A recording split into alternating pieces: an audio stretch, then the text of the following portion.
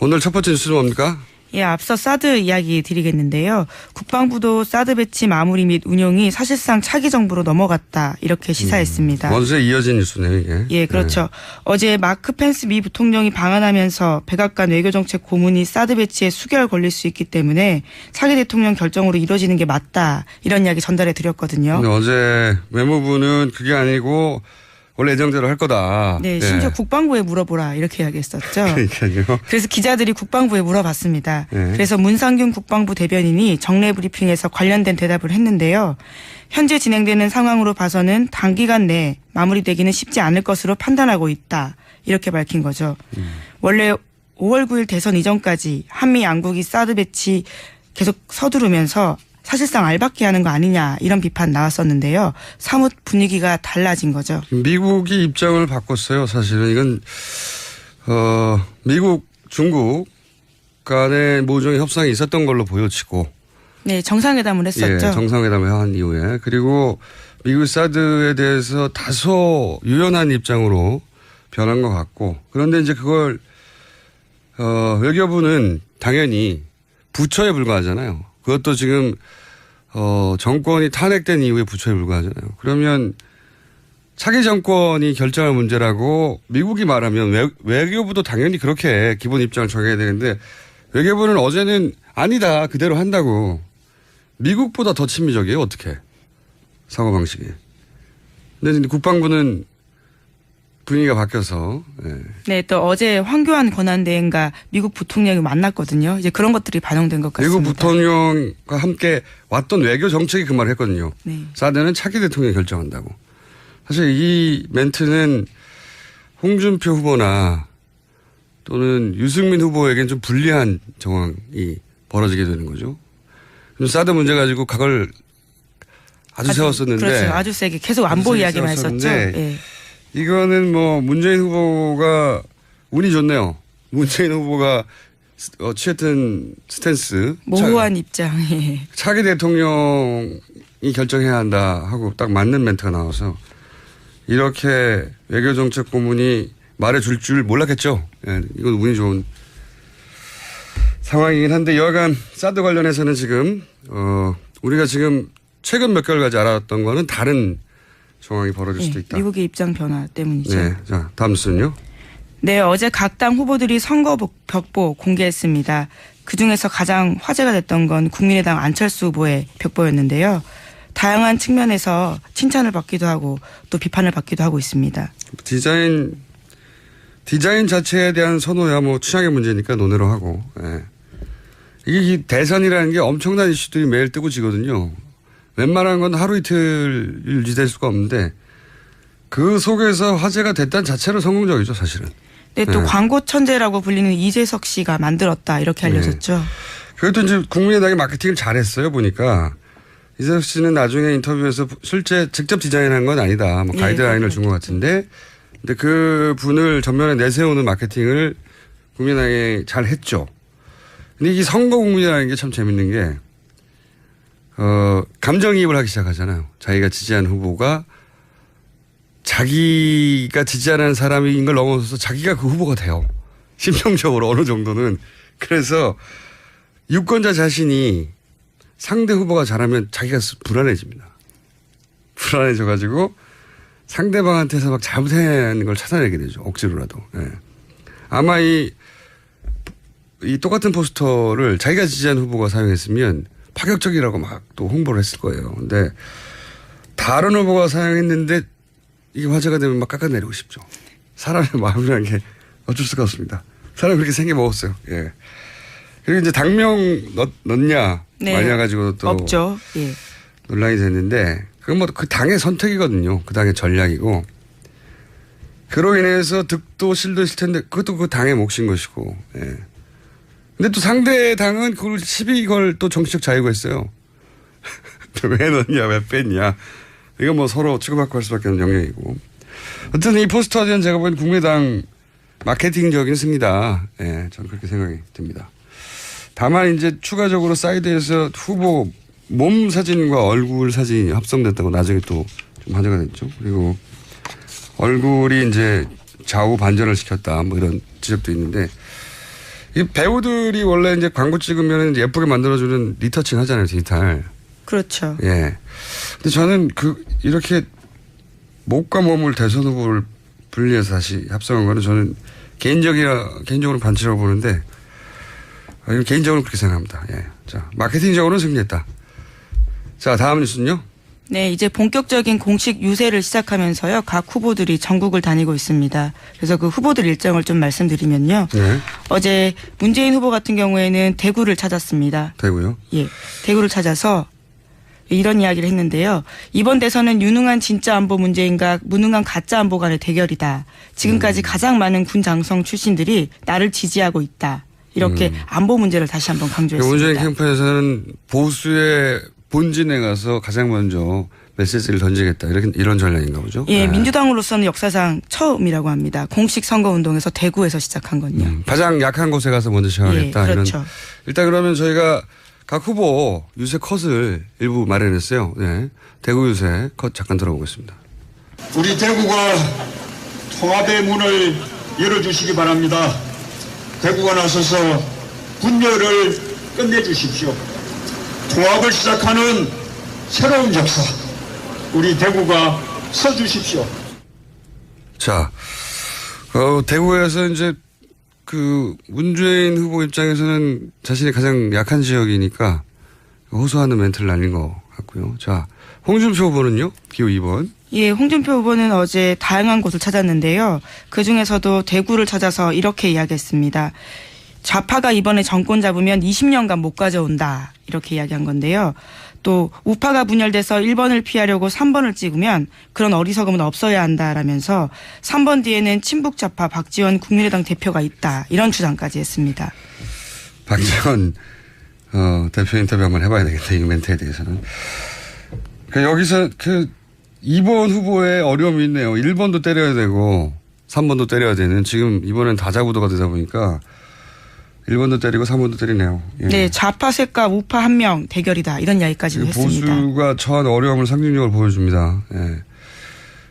1번 후보는 가장 약한 대구에 가서 유세를 먼저 시작했는데 2번 후보, 보수 후보가 대구에서 본진에서 시작할 수밖에 없는 어려움 상징적으로 보여주는 첫 유세였는데 여기서도 저희가 인서트 유세에 나왔던 멘트를 인서트를 좀 들려드리겠습니다.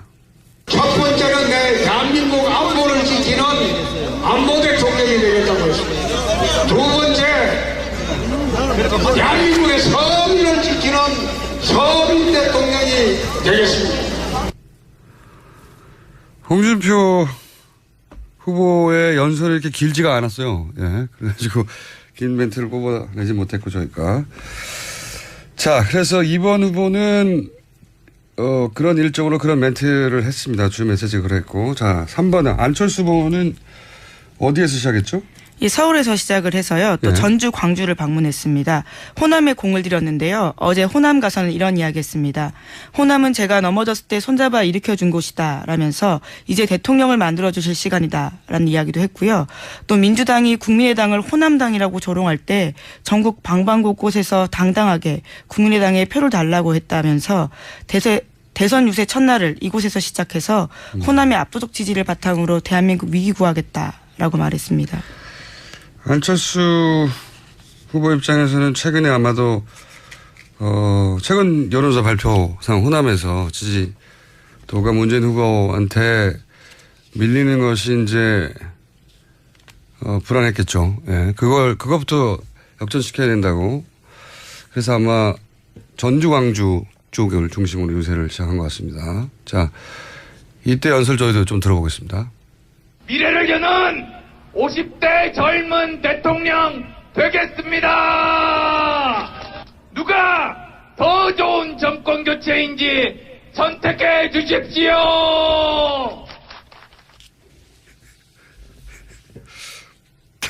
죄송합니다. 갑자기 웃음이 나가지고. 연설 관련해서 가장 이제 화제가 되는 거는 역시 안철수 후보의 연설 내용을 떠나서 뭐랄까요. 예. 샤우팅? 예, 목소리가 계속해서 화제가 되고 있죠. 예, 정편에서 이제 루이 암스트롱에 비유해가지고 이제, 암스트롱 창법이라고 하기도 하고, 얇은 목소리를 좀 중점으로 노력으로 바꾼 거죠, 의식적으로. 예, 연설할 때만 이렇게 이야기합니다. 네. 평상시에는 유권자 만날 때는 똑같은데요. 한편으로는 그 노력이 얼마나 대단한가 하는 칭찬도 있고요. 근데 이제 연설할 때 이제 최근에 이렇게 뒤를 끄는 샤우팅 있지 않습니까? 뭐라 불러야 되는지 모르겠는데. 네, 소몰이라는 이야기도 있긴 있습니다. 소몰이 창법. 예, 온라인에서는요. 예. 아, 약간 저는 적응이 잘 안 되는데 이걸 계속 하시는 걸 보면 주변에서 이게 괜찮다고 해주는 분들이 많은가 봐요. 또 이 강철수라는 이미지를 밀고 있는데요. 네. 그것과 어울린다라고 생각하는 것 같습니다. 강해 보이는 이미지. 그 중정으로 바꾼 목소리까지는 저는 이렇게까지 노력했다. 스스로 연구하고 노력했다. 뭐 이렇게 평가하는 것에 동의하는데 마지막에 끄는 거는 저는 적응이 안 되거든요. 아무리 노력했다라고 하는 말로 덮어려고 해도 잘 적응이 안 되는데 이게 이상하네요. 이걸 계속 쓴다는 거는 국민의당에서는 반응이 좋다고 생각하는 것 같은데. 계속 들으시면 적응이 되실 수도 있습니다. 그럴 수도 있겠습니다만 네. 저는 듣자마자 웃음이 나와서 죄송합니다. 안철수 후보 지지자들에게는 웃음이 나오면 어떡합니까? 예. 좀 어색한데 자꾸 또 한번 정해야 될까요? 자, 다음 뉴스는요? 네, 다음 후보는요? 예. 바른정당 유승민 후보는 인천 상륙작전 기념관을 출정식 장소로 삼았습니다. 거기서 인천 상륙작전처럼 대역전하겠다 이렇게 밝혔습니다. 아, 멘트가 그거예요? 인천 상륙작전처럼 대역전하겠다? 네, 그런 각오를 보인 거죠. 예. 보수 후보라서 이렇게 연결했나요? 인천 상륙작전도. 네, 그렇게 보입니다. 예. 이건 인상적인 멘트는 아닌데. 인천 상륙작전이 언제적 일입니까? 6.25 때죠. 그건 저도 알죠, 당연히. 예, 예. 제 말은 확 와닿지 않는다는 거죠. 아, 이건 바른정당에서 뭔가 구호를 새로 만들어야 될 것 같은데. 자, 유승민 후보의 인천 상륙작전처럼 대역전 하겠다고 하는 연설은 저희가 구하지 못했어요. 예, 연설을 구하려고 했는데. 내일 유세 과정에서 나오는 또 다른 멘트는 또 현장에 연설음을 구하면 저희가 들려드리겠습니다. 다음 후보 심상정 후보는요? 네, 심상정 후보는 다양한 노동계 관계자들을 만나면서 그 현장을 찾았습니다. 그리고는 홀대받는 노동을 당당하게 대접받는 노동으로 바꾸는 대한민국의 노선 전환하겠다 이렇게 지지 호소했습니다. 알겠습니다. 심상정 후보에게 딱 맞는 지역에서 장소에서 출발했네요. 네. 여기에서의 연설 역시 저희가 깔끔한 걸 구하지 못했어요. 이제 앞으로 후보님들 연설을 하시면 각 캠프에서 인터넷이나 유튜브나 좀 빨리 올려주셨으면 좋겠어요. 저희가 구해서 들려드리게. 그리고 가능하면 좋은 음질로 저희가 매번 대선일까지 소개해드리려고 합니다. 자, 다음 뉴스는요. 네, 대선 21일 남았습니다. 비문 진영의 막판 단일화 여부에 관심이 쏠린다 이런 이야기가 벌써부터 세계일보를 통해서 나오고 있습니다. 남은 변수가 뭐냐 이런 거겠죠. 예. 네, 한마디로. 그래서 이런 뉴스들이 제법 많이 나오고 있어요. 이제 뭐 단일화가 어떻게 될 건지 등등등등 유사한 뉴스들이 많이 나오는데 일단 이걸 주시로 하고 마무리해 볼까요? 제3지대는 이제 사라졌다고 봐야 되죠. 예, 각 후보들 제3지대 이야기했던 후보들이 오히려 지금 각 캠프 진영으로 모인다라는 이야기가 돌고 있죠. 완전히 사라졌다고 봐요. 정운찬, 홍석현, 김종인 전 대표 이분들의 그 와해는 뉴스공장에서 정운찬 전 총리를 인터뷰하면서가 시작된 게 아닌가 하는 개인적인 네, 사두 체제 말씀하셨습니다. 개인적인 이 인터뷰에 세 분이 안 모이더라고요. 예. 안타까움을 전하고 남은 대선 지형의 변수, 말실수 보통 등장하기도 하고, 혹은 특별한 개인 비리, 이런 게 없다면, 이제 남은 거는 후보 간의 합종 연행. 연대. 이런 얘기 이제 하는데, 우선 이제 바른정당 내에서 이정구 정책위원장이 이분이 선대 부본부장이에요. 그러니까 자신의 후보에 대해서 선대 부본부장이 본선 시작하자마자 사퇴부터 의기한 거란 말이죠. 대단히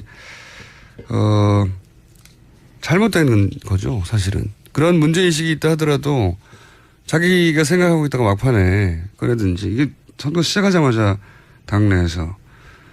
근데 참 희한한 것은 이게 표심이라는 게 단순하지가 않아서 저는 이게 유승민 후보에게 꼭 불리하게 작용한다고 단정할 수는 없다. 아까운 후보인데 저런 대우를 받다니 그럼 마음이 짠하잖아요. 예. 그 짠 표가 대단하거든요, 힘이. 그런 면도 있을 수 있다. 근데 이제 만약 이 방향으로 만약에 이종구 정책위원장이 얘기했듯이 계속 가면 바른정당 일부 의원들의 안철수 후보 개별 지지가 있을 수 있다는 전망도 나오거든요. 예, 데드라인 설정해놨습니다. 표 인쇄하는 29일까지는 결정해야 된다. 이런 이야기했습니다. 근데 그게 안철수 후보에게 도움이 될지는 저는 의문이에요. 왜냐하면 이렇게 해서 모이는 보수표도 있겠지만 이미 이렇게 진작에 미리 얘기한 거라면 그 효과도 그렇게 높지 않을 것 같고. 만약에 정말 이걸 읽다가 마지막에 짠했으면 모르겠는데 진작부터 이런 얘기가 나오면 김 다 세죠. 그리고 그렇게 했을 경우 바른정당은 대선 후에는 존립 가능하겠나. 예. 안철수 후보에게도 바른정당에게도 제가 보기에는 크게 도움이 안 될 것 같은데. 예. 표심이라는 게 산수처럼 더하고 빼고 아니거든요. 그렇게 안 되거든요. 예. 그 다음에 남은 게 이제 보수 후보 단일화 얘기하겠죠. 그죠? 네, 그런 그래서? 이야기도 나왔습니다. 정진석 자유한국당 공동선대위원장이 두 사람이 끝까지 성의 보이지 않으면 최후의 고민에 돌입하겠다. 이런 이야기했습니다. 그렇군요. 근데 저는 이 홍준표, 유승민 후보 안철수, 유승민 단일화 연내 이런 가능성은 지금은 거의 없었다고 보여져요. 이게 이런 가능성들을 계속 기사를 쓰시는 분들이 있거든요. 자신의 바람이 담겼거나 혹은 정치공학적으로 해석하거나 라고 보여지는 것이 실제 대선 후보들, 대선 기간에 대선 후보들을 직접 가까이서 만나본 적이 있는가 제가 의문이 드는 것이 이런 기사를 쓰는 분들에게. 왜냐하면 정치인들은 원래 마지막까지 자기 승리를 확신하는 이상한 부류거든요. 그런 부류들 중에서도 그 그룹의 가장 윗자리에 선 사람들이 대선 후보들이에요. 그러니까 정치인들이 대부분 이제 만약에 3일 전에 지지율이 10%를 지고 있다. 그래도 막판 뒤집기가 가능하다고 믿는 특수한 내외 구조를 가진 분들이에요. 네, 그런 생각이 아니면 출마하기 쉽지 않을 것 같습니다. 그러니까요. 네. 그러니까 마지막 순간까지 자신의 승리를 믿는 사람들만 실제로 그 판에 살아남고, 예. 자신이 믿지 않는 승리는 선거판에서 오지 않거든요. 예. 절대. 그런데 그 중에서도 가장 5년에 한 번 오는 큰 판에 마지막 승자가 된 사람들이 이렇게 쉽게 포기하지 않습니다. 절대. 예, 지금 두 사람 다 끝까지 완주하겠다 계속 이야기하고 있습니다. 제가 보기엔 끝까지 완주할 가능성이 연대나 단일화할 가능성보다 실제 이런 대선 기간에 이런 후보들을 만나본 적이 있다면 100만 배 크다는 걸 알 수 있어요.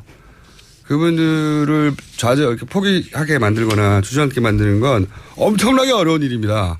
엄청나게. 근데 후보 당사자가 포기하지 않는 한 공당에 선출할 후보를 어떻게 할 방법이 없거든요. 그래서 이런 시나리오들은 사실은 그냥 시나리오에 불과하고 실제로는 완주할 지금 상황에서는 오자 완주가 가능성이 다른 어떤 가능성보다 높다라고 전망하는 게 합리적이라고 봅니다. 자, 오늘 여기까지 해야 되겠네요. 네. 재미있는 뉴스들이 최순실 씨는 어떻게 됐나요 최근에? 여기까지만 해보죠. 네. 네, 최순실 씨 지금 재판 계속 받고 있는데 네. 어제 재판에서 이런 이야기했습니다. 고영태가 실세고 나는 허세다. 차은택도 나한테 다 뒤집어 씌웠다. 이런 주장을 해서 다시 한번 화제를 모았습니다. 고영태가 실세다. 고영태 씨가 어떻게 이걸 다 했다는 거죠? 박근혜 대통령을 어떻게 움직였다는 거죠? 자신은 그런 일을 알지도 못한다. 이렇게 이야기했습니다. 네. 최순실 씨는 여전하네요. 여기까지 하겠습니다. 지금까지 시사인의 김은지였습니다. 감사합니다. 감정이입을 하기 시작하잖아요. 자기가 지지한 후보가 자기가 지지하는 사람인 걸 넘어서서 자기가 그 후보가 돼요. 심정적으로 어느 정도는. 그래서 유권자 자신이 상대 후보가 잘하면 자기가 불안해집니다. 불안해져가지고 상대방한테서 막 잘못한 걸 찾아내게 되죠. 억지로라도. 예. 아마 이 똑같은 포스터를 자기가 지지한 후보가 사용했으면 파격적이라고 막 또 홍보를 했을 거예요. 근데 다른 후보가 사용했는데 이게 화제가 되면 막 깎아내리고 싶죠. 사람의 마음이라는 게 어쩔 수가 없습니다. 사람이 그렇게 생겨 먹었어요. 예. 그리고 이제 당명 넣냐 네. 마냐 가지고 또 없죠. 예. 논란이 됐는데 그건 뭐 그 당의 선택이거든요. 그 당의 전략이고 그로 인해서 득도 실도 있을 텐데 그것도 그 당의 몫인 것이고. 예. 근데 또 상대 당은 그걸 시비 걸 또 정치적 자유가 있어요. 왜 넣냐 왜 뺐냐. 이거 뭐 서로 치고받고 할 수밖에 없는 영역이고. 어쨌든 이 포스터는 제가 보기엔 국민의당 마케팅적인 승리다. 예, 저는 그렇게 생각이 듭니다. 다만 이제 추가적으로 사이드에서 후보 몸 사진과 얼굴 사진이 합성됐다고 나중에 또 좀 화제가 됐죠. 그리고 얼굴이 이제 좌우 반전을 시켰다. 뭐 이런 지적도 있는데 이 배우들이 원래 이제 광고 찍으면 예쁘게 만들어주는 리터칭 하잖아요. 디지털. 그렇죠. 예. 근데 저는 이렇게 목과 몸을 대선 후보를 분리해서 다시 합성한 거는 저는 개인적으로 반칙이라고 보는데 개인적으로 그렇게 생각합니다. 예. 자, 마케팅적으로는 승리했다. 자, 다음 뉴스는요? 네, 이제 본격적인 공식 오늘 첫 번째 뉴스는 뭡니까? 예, 앞서 사드 이야기 드리겠는데요. 국방부도 사드 배치 마무리 및 운용이 사실상 차기 정부로 넘어갔다. 이렇게 시사했습니다. 원수에 이어진 뉴스네요, 이게. 예, 그렇죠. 어제 마크 펜스 미 부통령이 방한하면서 백악관 외교정책 고문이 사드 배치에 수개월 걸릴 수 있기 때문에 차기 대통령 결정으로 이루어지는 게 맞다. 이런 이야기 전달해 드렸거든요. 근데 어제 외무부는 그게 아니고 원래 예정대로 할 거다. 네, 심지어 국방부에 물어보라 이렇게 이야기했었죠. 그러니까요. 그래서 기자들이 국방부에 물어봤습니다. 네. 그래서 문상균 국방부 대변인이 정례 브리핑에서 관련된 대답을 했는데요. 현재 진행되는 상황으로 봐서는 단기간 내에 마무리되기는 쉽지 않을 것으로 판단하고 있다. 이렇게 밝힌 거죠. 원래 5월 9일 대선 이전까지 한미 양국이 사드 배치 계속 서두르면서 사실상 알박기 하는 거 아니냐 이런 비판 나왔었는데요. 사뭇 분위기가 달라진 거죠. 미국이 입장을 바꿨어요. 사실은 이건 미국, 중국 간의 모종의 협상이 있었던 걸로 보여지고. 네, 정상회담을 했었죠. 예, 정상회담을 한 이후에. 그리고 미국 사드에 대해서 다소 유연한 입장으로 변한 것 같고. 그런데 이제 그걸 외교부는 당연히 부처에 불과하잖아요. 그것도 지금 정권이 탄핵된 이후에 부처에 불과하잖아요. 그러면 차기 정권이 결정할 문제라고 미국이 말하면 외교부도 당연히 그렇게 기본 입장을 정해야 되는데 외교부는 어제는 아니다 그대로 한다고. 미국보다 더 친미적이에요. 어떻게 사고방식이. 근데 국방부는 분위기가 바뀌어서. 예. 네, 또 어제 황교안 권한대행과 미국 제를 시작하면서요. 각 후보들이 전국을 다니고 있습니다. 그래서 그 후보들 일정을 좀 말씀드리면요. 네. 어제 문재인 후보 같은 경우에는 대구를 찾았습니다. 대구요? 예, 대구를 찾아서 이런 이야기를 했는데요. 이번 대선은 유능한 진짜 안보 문재인과 무능한 가짜 안보 간의 대결이다. 지금까지 가장 많은 군 장성 출신들이 나를 지지하고 있다. 이렇게 안보 문제를 다시 한번 강조했습니다. 문재인 캠프에서는 보수의 본진에 가서 가장 먼저 메시지를 던지겠다. 이런 전략인가 보죠. 예, 네. 민주당으로서는 역사상 처음이라고 합니다. 공식 선거운동에서 대구에서 시작한 건요. 가장 약한 곳에 가서 먼저 시작하겠다. 예, 그렇죠. 일단 그러면 저희가 각 후보 유세 컷을 일부 마련했어요. 네. 대구 유세 컷 잠깐 들어보겠습니다. 우리 대구가 통합의 문을 열어주시기 바랍니다. 대구가 나서서 분열을 끝내주십시오. 통합을 시작하는 새로운 역사, 우리 대구가 서주십시오. 자, 대구에서 이제 그 문재인 후보 입장에서는 자신이 가장 약한 지역이니까 호소하는 멘트를 날린 것 같고요. 자, 홍준표 후보는요? 기호 2번. 예, 홍준표 후보는 어제 다양한 곳을 찾았는데요. 그중에서도 대구를 찾아서 이렇게 이야기했습니다. 좌파가 이번에 정권 잡으면 20년간 못 가져온다. 이렇게 이야기한 건데요. 또 우파가 분열돼서 1번을 피하려고 3번을 찍으면 그런 어리석음은 없어야 한다라면서 3번 뒤에는 친북 좌파 박지원 국민의당 대표가 있다. 이런 주장까지 했습니다. 박지원 대표 인터뷰 한번 해봐야 되겠다. 이 멘트에 대해서는. 여기서 2번 후보의 어려움이 있네요. 1번도 때려야 되고 3번도 때려야 되는. 부통령이 만났거든요. 이제 그런 것들이 반영된 것 같습니다. 미국 부통령과 함께 왔던 외교 정책이 그 말을 했거든요. 네. 사드는 차기 대통령이 결정한다고. 사실 이 멘트는 홍준표 후보나 또는 유승민 후보에겐 좀 불리한 정황이 벌어지게 되는 거죠. 사드 문제 가지고 각을 아주 세웠었는데. 그렇죠. 아주 세게 계속 안보 이야기만 했었죠. 예. 이거는 뭐 문재인 후보가 운이 좋네요.